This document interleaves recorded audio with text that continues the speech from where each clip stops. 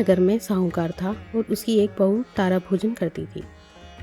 एक दिन उसने अपनी सास को कहानी सुनने को कहा तो सास ने मना कर दिया और कहा कि मुझे अपनी अपनी पूजा करनी है। उसने फिर अपनी जेठानी से कहा, आप मेरी कहानी सुन लो। उसने भी मना करते हुए कहा कि मुझे तो अभी खाना बनाना है।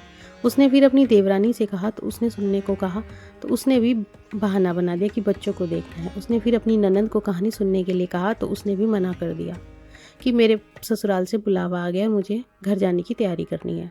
वह राजा के पास भी गई कि मेरी कहानी आप ही सुन लो, तो राजा ने कहा कि मुझे तो व्यापार देखना है, कहानी का समय नहीं है।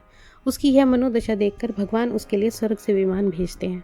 स्वर्ग से विमान आया देख उसकी सास भी भागकर जाने के लिए आती है, लेकिन बहू मना कर देती है कि आपको तो पूजा करनी है। फिर जेठानी आती है, तब वह कहती है कि आप कैसे चलोगी, आपको तो खाना बनाना है।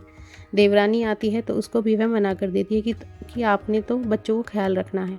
ननद आती है तो वह कहती है कि तुम्हें तो ससुराल जाने की तैयारी करनी है, सो तुम वह करो। राजा जी के आते ही मैं चलता हूँ और तुम्हारे साथ, लेकिन वह बहू कहती है कि तुम्हें तो कारोबार संभालना है तो उसे संभालो। आखिर मैं पड़ोसन आती है और कहती है कि बहन मैं तुम्हारे साथ चलूँ। तब बहू कहती है कि हाँ तुम मेरे साथ चलो, क्योंकि एक तुम ही हो जिसने कार्तिक के पूरे माह मेरी कहानी सुनी है। दोनों विमान में बैठकर स्वर्ग को जाने लगते हैं। तभी रास्ते में ही बहू को अभिमान हो जाता है कि मैंने कार्तिक के पूरे माह व्रत किया और कहानी कही, इसलिए मुझे स्वर्ग का वास मिल रहा है। लेकिन मेरी पड़ोसन ने तो कहानी केवल सुनी है, व्रत नहीं किया, फिर भी मेरी वजह से इसे भी स्वर्ग का वास मिल रहा है। बहू ये विचार मन में सोचते जा रही थी कि अचानक भगवान ने वहीं से उसे विमान से नीचे फेंक दिया।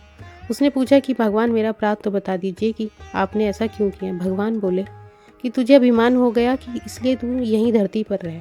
अब तू आने वाले 3 साल तक तारा भोजन व्रत करेगी, तभी तुझे स्वर्ग की प्राप्ति होगी।